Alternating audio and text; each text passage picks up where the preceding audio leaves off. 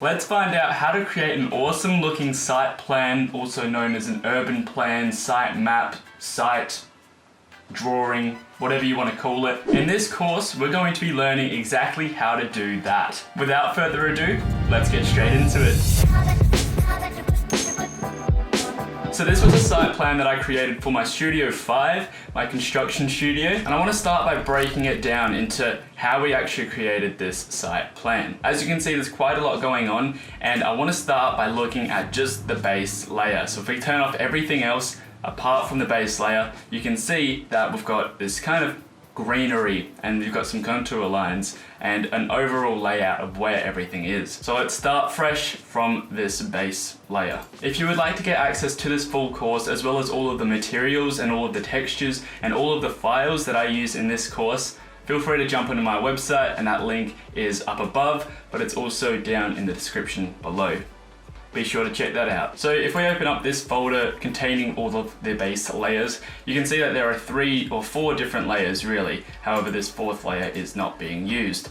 This 4th layer was actually used as a template to lay everything out. In fact, this was created from 3 different layers first, so this is important to get into.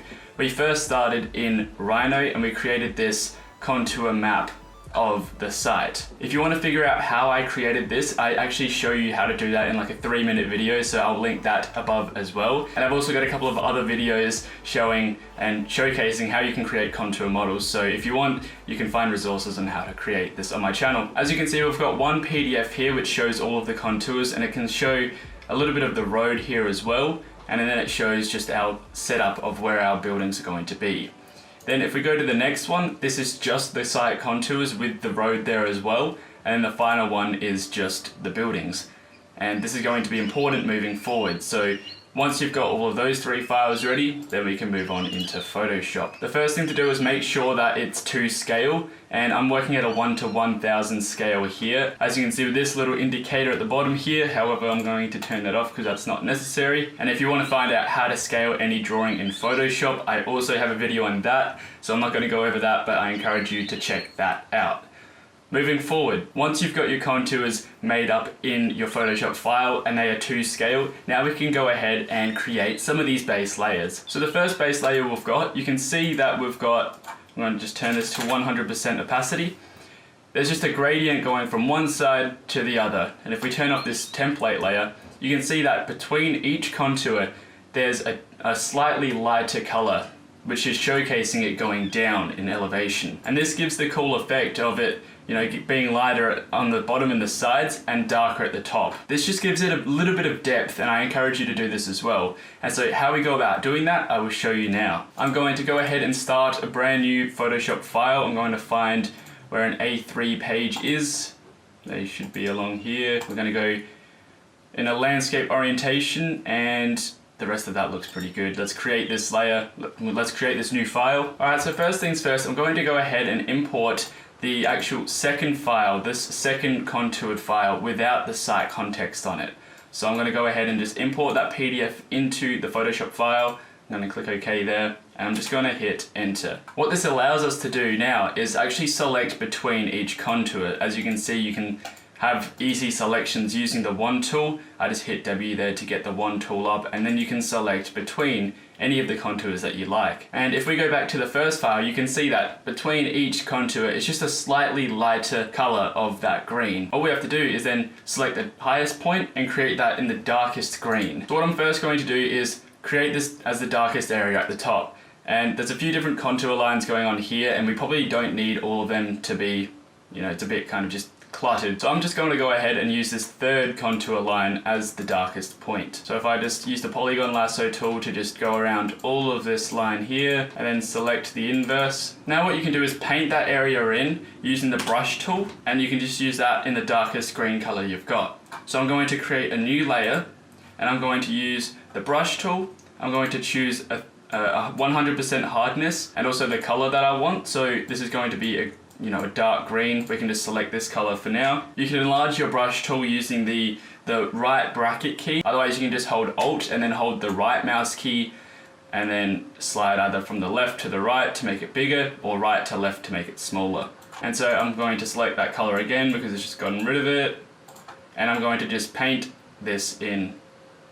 That is just too easy. So now we're going to move on to the next contour. What we can do is select the contour layer again, and we can use the wand tool to then select the next layer. I'm going to create a new layer by pressing this button here, and this is going to be the step below. I'm going to press B to bring up the brush tool, and then I'm going to select a slightly lighter color, which I've already done here. Now I just have to paint in underneath that other layer. As you can see, it's left out a bit of a white spot, so all you have to do is just paint that in, because this is a layer below the other layer. So now all you have to do is just follow that process for the rest of the contours, and this can be a bit tedious, but it will make it look really good. So I'm going to select this Rhino contoured layer again. I'm going to select that next contour. We're going to create a new layer. I'm going to bring up the brush tool. I'm going to select a slightly lighter color. That's probably a bit too light. I'm going to bring up that brush size, and I'm just going to paint that in. Control D to deselect, and then I'm just going to paint around some of these other white bits as well. Another thing to note is that I wouldn't be too fussed about making sure that these white lines here are colored in, because we're going to be putting contour lines over the top of it anyways, so don't get too fussy about that, to be honest. So there we have it, that's the green bit finished. Now all we have to do is just lay the contours over the top of that. So what I'm going to do is then select all of these layers that we've just created, and I'm going to group them in, I'm going to call that maybe green layer. Remember, we want to be keeping our file nice and neat as we're going through this. I'm then going to put this contour layer over the top of the other layer. By selecting the contour layer, I can click Control I or Command I if you're on Mac, and this inverts the layer. So now it's white, and as you can see, this is looking pretty good. If you want to make these lines a little bit thicker, if they're too small on your page, then what you can do is go to the effects panel and you can click stroke. And then what we can do is just give this a smaller stroke, and we can change this color to white, and that just makes it a little bit thicker if we want to do that. There you go. Now the next step, if we go back to this original file, you can see that there's a grass layer on it. So let's find out how we can create this grass layer. As you can see, there's different highlighted spots, and there's some shadowed spots and some darker spots. So let's figure out how to do that. If we go back to our file, and this is a good reminder to now save your work. You don't want to lose your work. I've done it a lot of times. I'm sure you have too.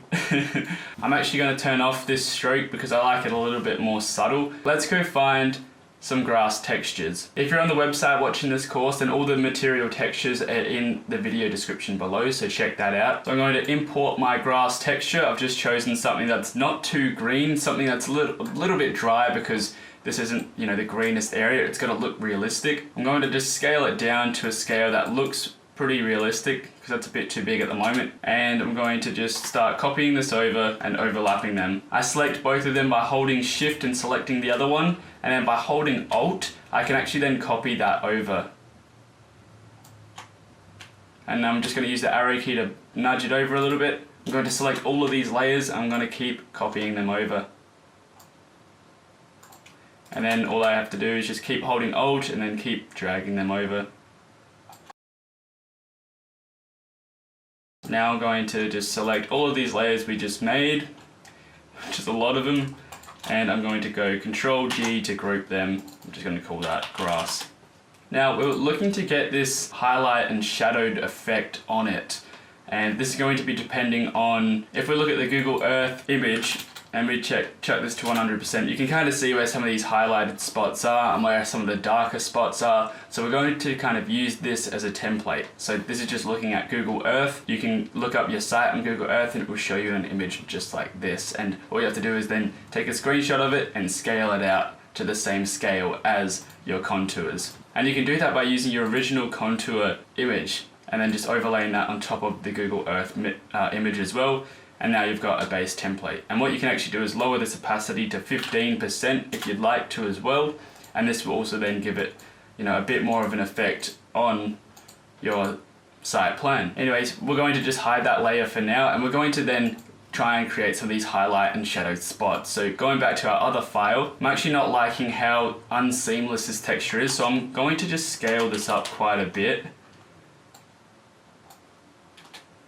And it might look a little bit a little bit funny. Yeah, it looks a little bit funny, doesn't it? So what I'm actually going to do is now delete this layer. I didn't like how bad quality that was, so I'm going to import it again. And this is the original scale of it. I'm just going to go a little bit bigger than before. I feel like if we just use a couple of these, it won't look as bad. And what you can also do is just click Control T, and then we're going to flip this horizontally, and that might make it look a little bit more seamless. And then I'm just going to copy the rest of these over again. There we go, that looks a little bit more better. It doesn't look like it's at the right scale, but this should look fine once we overlay some of the other things as well. So I'm going to go ahead, select them all, and then merge them all as well. So let's create some of these highlighted spots, but first I'm going to drop this layer below the contours so we can see where the contours are. And then using what it's called is the dodge or the burn tool, I just pressed O there and it will bring up either one, but you can also just hold down the left click button on your extra tools here, and you've got the dodge tool and the burn tool. So we're first going to use the dodge tool. I'm just going to bring up the size of this brush using the brackets, and I'm just going to paint over the entire layer. And as you can see, this burn tool is actually just creating, a darker shadow over the entire site plan. But what you can then do inversely is use the dodge tool, and this will bring up some of the highlights. So in this area here, I'm just going to paint over that, and as you can see, it's bringing up the highlights. But I also don't like how dark that made the entire plan, so I'm going to go Control Z and go back. I'm going to use the burn tool, and I might just go around the edges and just darken up some of these spots. And then if we look back here, we can see that it's darker up the top here, around some of the sides here, it runs through there. So I'm just going to copy where that goes. So up the top, it's a little bit darker, and it kind of just runs through like this. As you can see, that's already giving it a little bit of depth. So now we're going to grab the dodge tool, and we're going to brighten up some of those areas that were a little bit lighter than before. This is going to be experimentation. You don't have to get this perfect. Just have a play around with it and see what you can make look good. Give it a little bit more burn up the top, around the sides a bit. It's too much, so I'm just going to lower this. Just go around the sides a little bit. Give it a bit of a vignette, for those of you that know what a vignette is. Again, too much. Too much. You can actually drop this exposure. I'm going to drop it to 20%, and that's going to make it a little bit lighter, so it's not so harsh then. And you can sort of follow the contours as well, because some of these contours are going to be a bit darker. Might just follow them. There we go. I quite like that. So then you're going to bring in your Google Earth image. I'm not going to show you how to do that. It's quite simple. Take a screenshot of Google Earth and then just scale it up to the right scale. And so I'm just going to overlay that over the top of it at 15%. And this just gives it a bit more character, and you can kind of see where all the trees are as well. Because if we turn this opacity up, you can see where all the trees are now, which is going to be really helpful when we want to bring our own trees in, because these trees and the quality of this image is not fantastic. So let's lower that back to 15%, and that looks pretty good. However, now we cannot see this green layer below, so I'm going to drop the opacity of this. I'm going to say maybe 80%, see how that looks. And that just brings up a bit more contrast to the drawing, and it shows how that shadow goes from the top to the bottom here. We could drop this a little bit more if we wanted to, if we wanted it to be, a little bit less realistic, a bit more kind of colorful. However, I want to keep it quite subtle, so I might even just go 85% on that one. And as you can see, it creates a pretty big difference by having that green layer below. And you could also play around with the green layer's opacity if you wanted to take out some of the contrast. And so if we drop this to 50% with a white background, you can see that it gets less contrasty. And if we create this as 100% opacity, it's got more vibrancy, more saturation, more color. But I quite like the look of this, so let's move on. That is the base layer done. As you can see, that looks pretty good. The grass texture, I would actually make that a little bit smaller if I were to do this again. That's a good learning experience, and you can always just redo this. This only took, 5 minutes for us. So if you want to make that a little bit smaller, go ahead and do that. But for this example's sake only, then let's move on into the next step, which you can see if we drop that base layer, we should create a little bit of context and put in the buildings that we need. So let's go ahead and move back to our file and let's start adding in some of these things. This comes back to having an already modeled up site, an already modeled up building. So if we look back onto our files, you can see that the first file was used to help lay out where everything was. And the next file was used just to create the contours. And the next file then is going to have all of the context and buildings that you need. But for me, I know generally where my other contextual buildings are going to be, and I can just kind of place them estimately.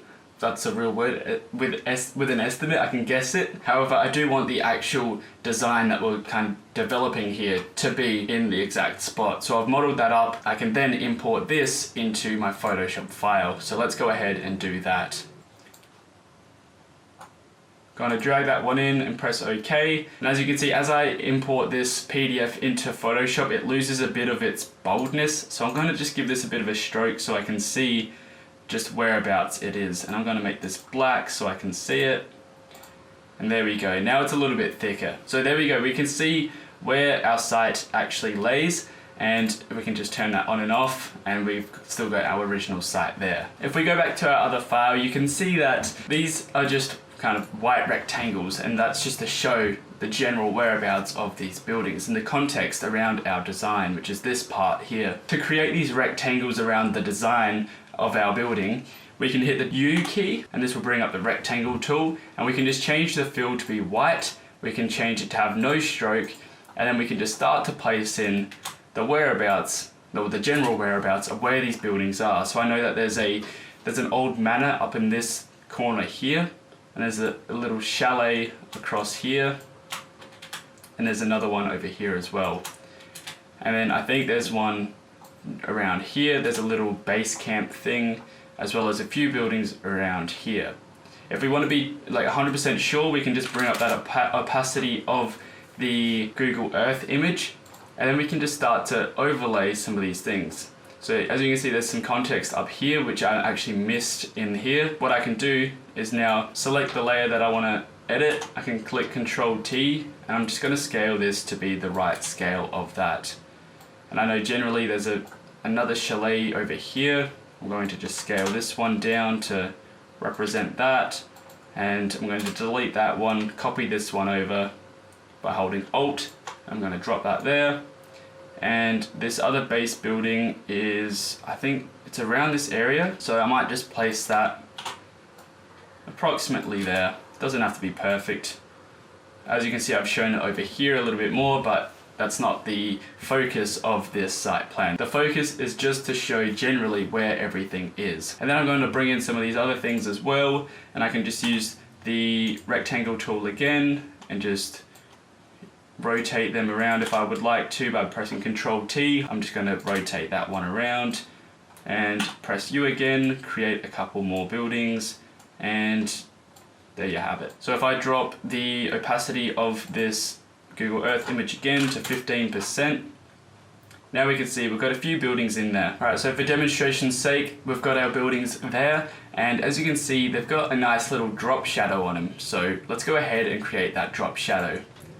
What we can do is we could probably just select all of these, and we're going to group them by pressing Control G, and then on here I'm going to type context, and I'm going to create an effect on the whole group, which is going to be a drop shadow effect. Now we can change the direction of this by using the angle here, and we're going to bring the distance out a bit so we can see it a bit more.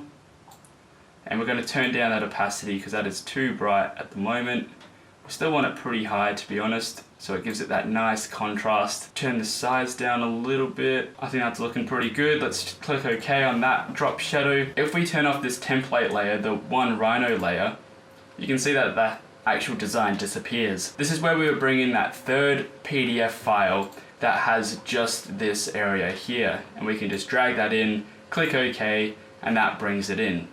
And it's not going to be in the right spot unless you actually export the PDF with their origins. But we're going to click OK there. We're going to bring up that stroke a little bit more. We're going to give that a 2 stroke. We're going to make the color white.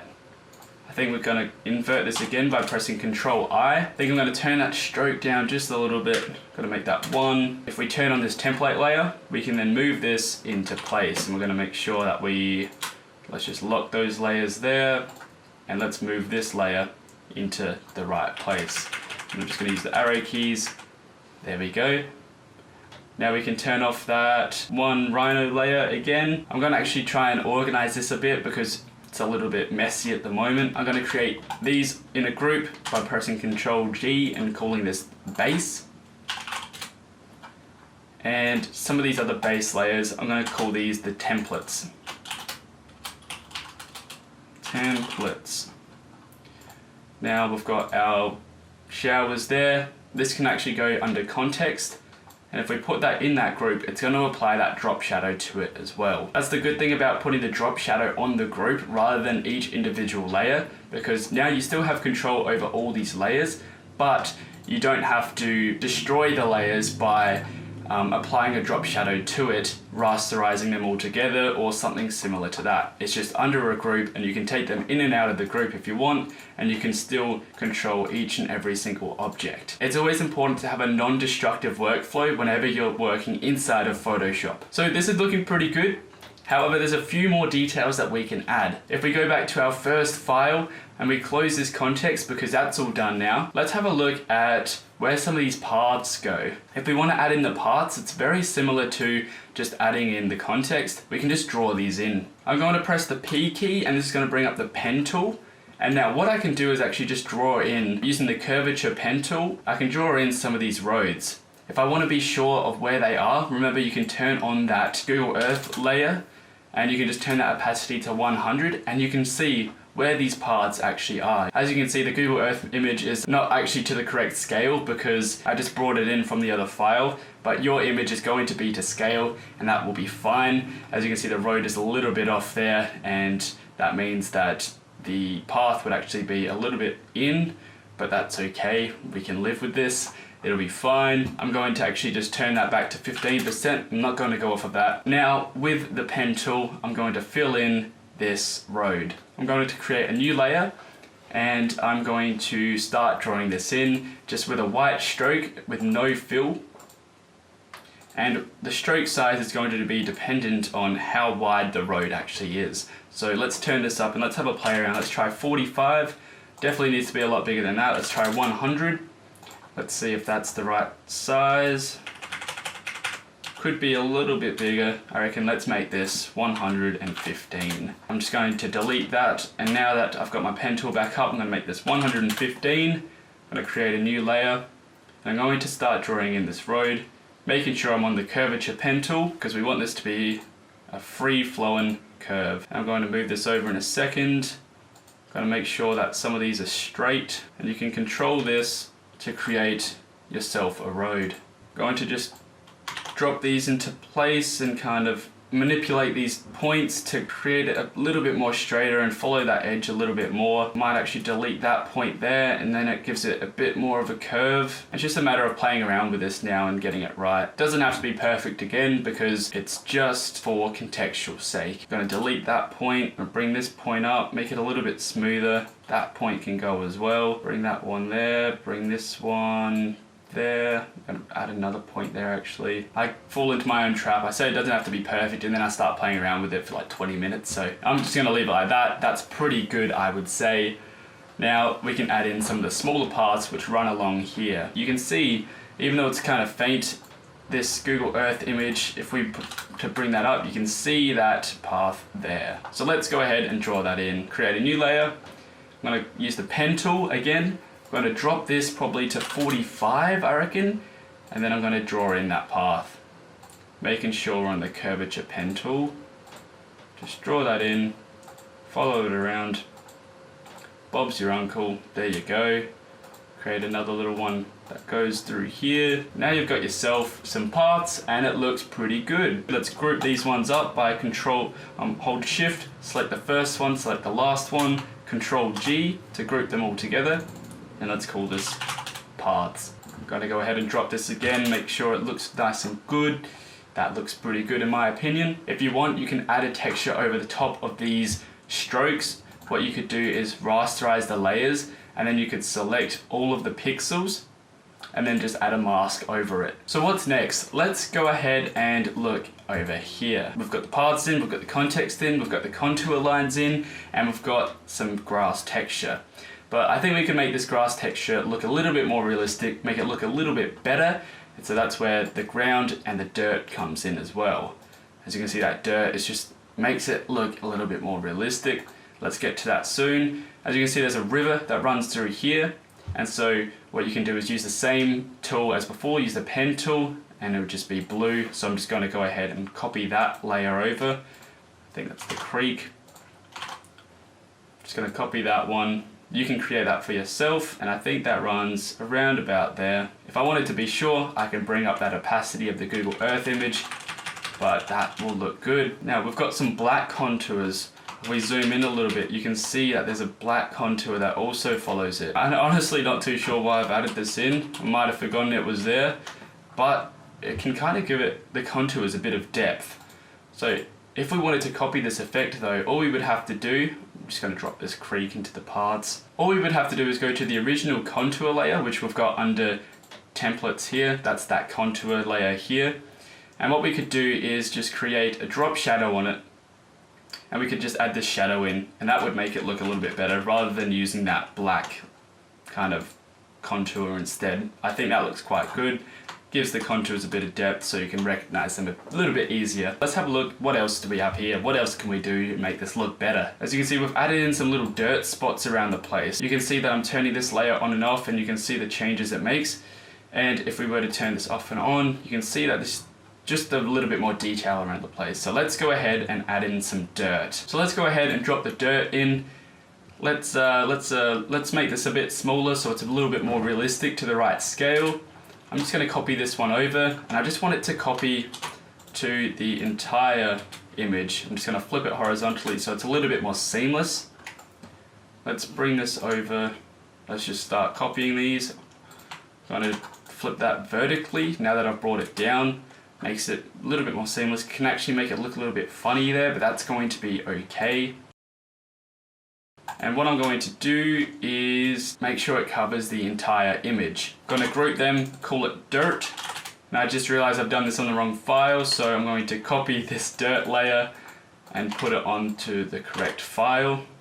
There we go. I'm going to move over this entire group, make sure it covers the entire project. Now what we can do is create a layer mask on this group. If you haven't used layer masks before, what they do is they allow you to mask out certain regions of an image. It does it in a non-destructive way, so you can actually bring back those parts that you remove. Rather than using the eraser tool, or rather than destroying the image, you can bring it back. So we're going to select the mask by selecting this white spot, and we're going to invert the selection. We're going to press Ctrl I, and that mask disappears then. So everything is now not showing. The way masks work is that if you use the brush tool with the mask selected, you're going to have an option between white or black. Using the black brush on the layer mask is going to remove any of the areas that are shown.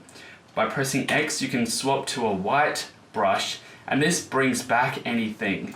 So as you can see, it's not destroying the workflow. So what we can then do is we're going to create the opacity to this. We're going to set this to 20, and we're going to just start drawing in some of those spots that we want to add a bit of dirt. If we were to turn this opacity back up, you can see that we've just added a bit of dirt to this selection here. What I'm going to do is just drop this opacity back down. We can just start to draw in a bit of dirt around the place. Maybe around some of the buildings. That can make it look pretty good. You can change the opacity of your brush if you want, and this is going to make the effects of the dirt a little bit less. As you can see, if we turn the opacity back up of this layer, you can see that I was using a 20% brush and just adding in little bits of dirt around the place. But then obviously if you drop the whole opacity of it all, you can barely see some of those other things. So I'm going to make sure my brush is still on 100% opacity. And if you want to, then get rid of some of these things, you made a mistake, you don't want that bit there to be dirt. What you can do is actually then switch by pressing X. You can switch to a black color and you can turn off and get rid of some of those bits. So I'm going to just continue to draw around the place. I'm going to draw in a bit of dirt, maybe around some of the buildings here, some of the contours. Just going to add in a bit of dirt. make it look pretty good, drop the opacity of it to 20%, and there you go. Now we've added in a bit of dirt. And we can do this with a few other layers as well, not just dirt. If we wanted to, we could then add in a bit of grass, a bit of longer grass. So I'm gonna make sure this covers the entire image again. I'm just gonna do this very roughly, just for example's sake. I'm going to group this all again and make sure it's all under the name grass. I'm going to create a layer mask on this grass layer. I'm going to invert that layer mask so it disappears. I'm going to actually turn down the opacity to 20%. I'm going to use the brush tool with the layer mask selected. I'm going to make it white so that anything appears. And then you can just start to paint in, maybe around some of the corners, you can paint in some of the grass around the place. Just give it a little bit of depth and a bit more detail to your drawing. As you can see, the boundaries on this is a little bit too defined and a little bit too hard. So what you can do is undo that, and then you can drop the hardness of the brush and make it a little bit softer. And this just gives it a little less defined edge. And what you can do is then just add in grass around wherever you find it necessary. I still think that this is too obvious that that's just some random grass texture. It's a little bit too big, obviously. So I'm going to change the layer to have a different effect on it. So I'm thinking we're going to try to find something that looks kind of good. And it's just a matter of experimenting with any of these masks. The lighter color I kind of like. The overlay looks pretty good actually. Soft light, I think that's the most subtle, so I'm going to use the soft light. Then as you can see, if we turn on and off this layer, it's got a very subtle effect, but it still makes it look a lot more detailed. If you wanted to, then you could then bring in some sand, and I'm just going to create some sand around this area here, because if we turn on the Google Earth image to 100%, I'm just going to actually put this over the top of all the layers. You can see there's a bit of sand around the place, so I'm just going to hide that one again. And I'm going to turn this one back down to 15%. I don't have to touch this one again, so I'm going to lock that because we've got this layer here which we can turn on and off. So let's have a play around with this sand. I'm going to just drag this one around the place. We're going to group all of them. We're going to call that sand. And it's the same process. We're going to add a layer mask. We're going to Control I to invert that selection. We're going to use the brush tool on white, and we're going to start painting in some of these areas. We're going to make sure that our hardness isn't so hard as before, and let's have a play around. Let's add some sand to around here, and as you can see that it's got cut off over here because that's where the texture ends. So I'm not going to go against that boundary. If you wanted to, you could add the sand layer to the whole thing, but I'm not too fussed. I'm just going to have a play around. Might bring up this brush size, add some sand, not over there, perhaps just like that. I'm going to drop this down to 20%. Might even add this as a overlay. Was not bad. Hard light, some of these aren't great. It's just a matter of playing around with these. I might just lighten that one up. That's got a little bit more detail again. This is starting to look really good. What is next? Let's find out what's next. So then all that's left is just adding in the trees. As you can see, the trees just make a huge difference. If you turn it off, it looks pretty shitty. If you add the trees, a lot more detail, it's going to look a lot better. So let's add some trees in. If you're watching this course on the website, you can go ahead and download the trees that we need to import into this file. Otherwise, if not, check the description in the YouTube video and you can download all of the resources that you need to make this happen. So let's go ahead and add in some trees. This first one I'm going to add in, make sure you've got PNG trees. You don't want to have to play around with any shitty trees. I'm just going to add this in at a general scale of what I think it would be. Now remember, you can use the Google Earth image to try and find the correct scale of some of these trees. And I'm just going to start placing trees in around the place that are, the same scale as this one here. So that looks like it's a match. I could probably add that one in there, just around some of these spaces. And you don't want to add too many at the same size. What you want to do instead is now I'm going to copy one over, I'm going to scale it down, and I'm going to rotate it a little bit.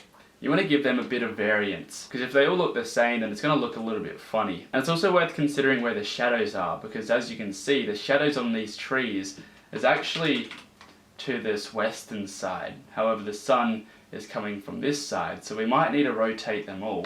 So I'm actually going to go ahead and delete all of these, and let's have a play around with making these look a little bit more realistic. So the first thing I'm going to do is orient it into the right direction. The sun is coming from that way, and as you can see, our shadows are all on this side here. So the sun is coming from up here. Let's turn that Google Earth image back on. What I like to do when I import any kind of people or trees into Photoshop is I'll use the burn tool, again by pressing O or going down to the burn tool.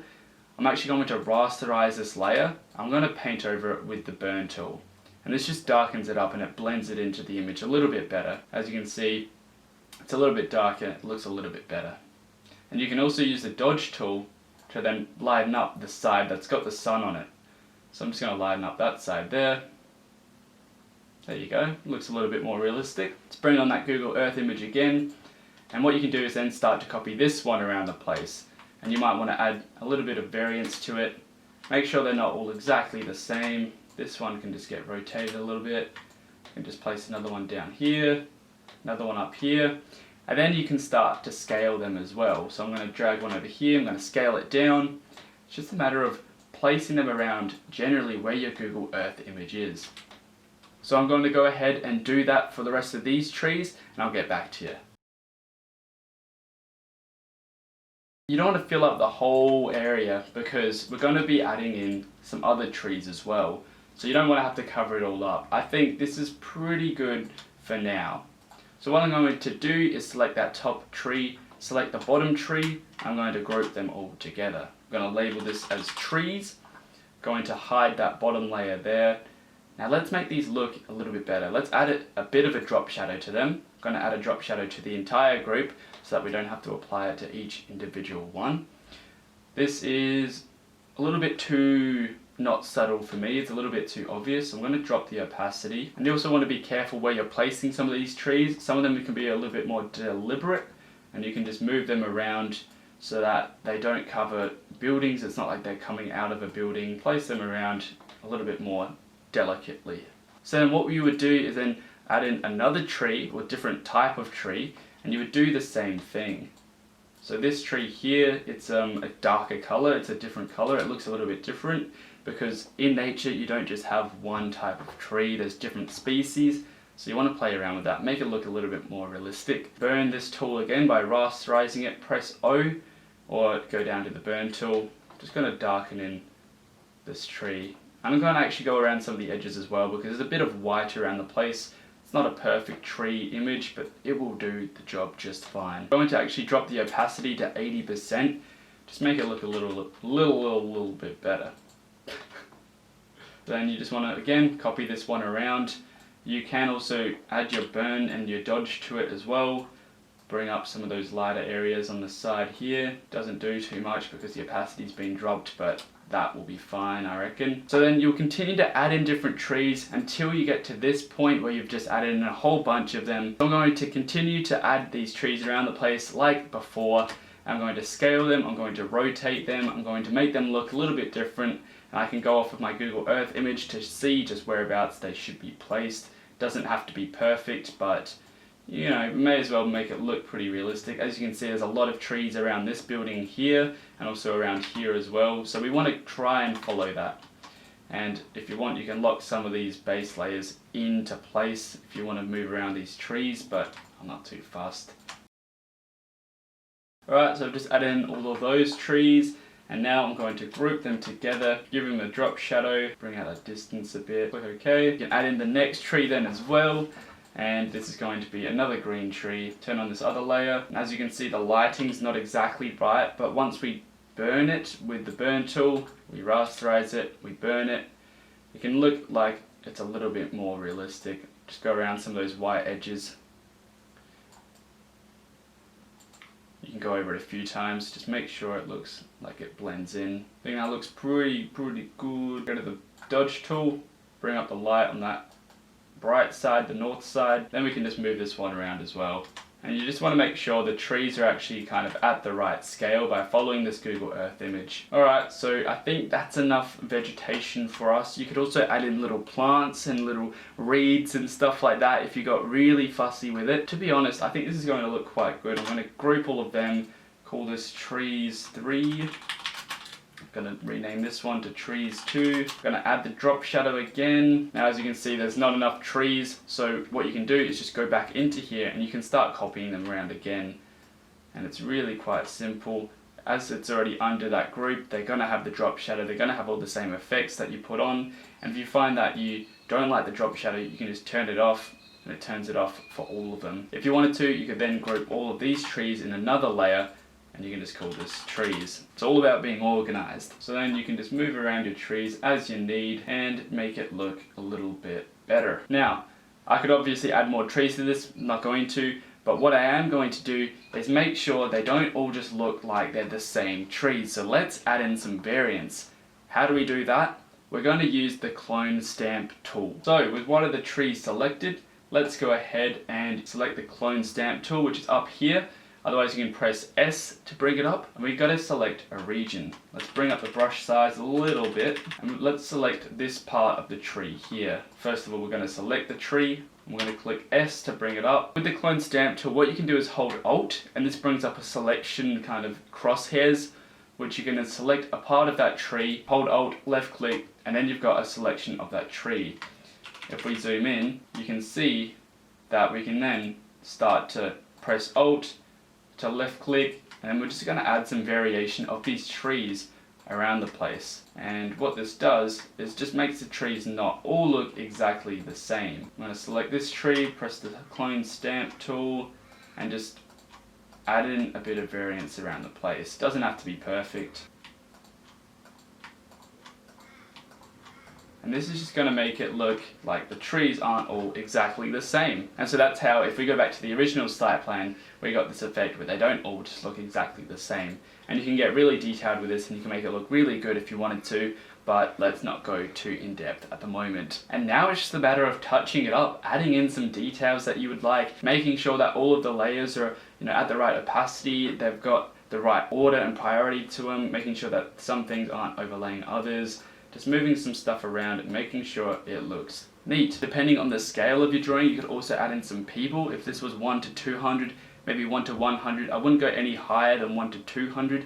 I would add in some people, perhaps some furniture, things like that. But being a site plan, you just really have to show where things are. What you could do maybe is just drop the opacity of this creek, maybe to 80%, kind of make it blend in a little bit more, and I think that's pretty well done. That looks pretty good in my opinion. You've got the site contours, you've got some trees, you've got the paths, you've got the contexts, you've got your design, and you've got the creek running through it, you've got some grass textures. It looks pretty damn good. So let's recap. The first thing to do always is to set up your file with the right templates. From there you can create a gradient that goes from top to bottom of the site, and then also overlay a grass material. Add in the contour lines that are from your Rhino or Revit or SketchUp file, wherever you have designed your building and your site from. Add in some contextual buildings that are around the site, and also add in your own design. Add in any remaining paths or roads that are nearby, and showcase any water features such as rivers, lakes, or creeks. Next, you can add detail to the ground